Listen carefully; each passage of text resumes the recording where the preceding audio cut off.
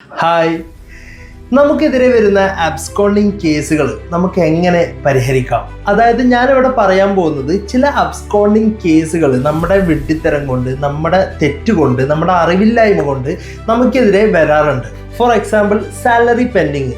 ഇത്തരം സിറ്റുവേഷനിൽ ചില ആളുകൾ സാലറി കിട്ടാനുണ്ടല്ലോ, അപ്പോൾ അത് കിട്ടിക്കഴിഞ്ഞതിന് ശേഷം ഇനി മുതൽ ഓഫീസിൽ പോയാൽ മതി, സാലറി പെൻഡിങ് ആയതുകൊണ്ട്, അല്ലെങ്കിൽ കണ്ടിന്യൂസ് ആയിട്ട് ഓഫീസിൽ പോകുന്ന ഒരു വ്യക്തി പെട്ടെന്നൊരു സുപ്രഭാതത്തിൽ ഓഫീസിൽ പോകുന്നത് അങ്ങ് നിർത്തിവെക്കും.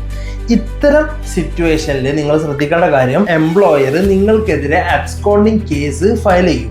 ഇതുവഴി നിങ്ങളുടെ സാലറി പെൻഡിങ് ആവുന്നത് ക്ലിയർ ചെയ്യാൻ പറ്റില്ല എന്ന് മാത്രമല്ല, ആ അബ്സ്കോണ്ട് ചെയ്തതും അതേപോലെ നിലനിൽക്കും. അതുകൊണ്ട് തന്നെ ഇതുപോലത്തെ സാലറി പെൻഡിങ് സിറ്റുവേഷൻസും ഇഷ്യൂസും വരുമ്പോൾ നിങ്ങൾ മൊഹറേ ത്രൂ കംപ്ലൈൻറ്റ് ഫയൽ ചെയ്ത് സൊല്യൂഷൻസ് കണ്ടെത്താണ് വേണ്ടത്. അല്ലാതെ ഓഫീസിൽ പോവാണ്ടിരിക്കുക, അത്തരത്തിലുള്ള കാര്യങ്ങൾ മാക്സിമം ചെയ്യാതിരിക്കാൻ ശ്രമിക്കുക. സോ ഇതുമായി ബന്ധപ്പെട്ട എന്തെങ്കിലും സംശയം ഉണ്ടെങ്കിൽ നിങ്ങൾക്ക് കോൺടാക്ട് ചെയ്യാവുന്നതാണ്. Okay then, by.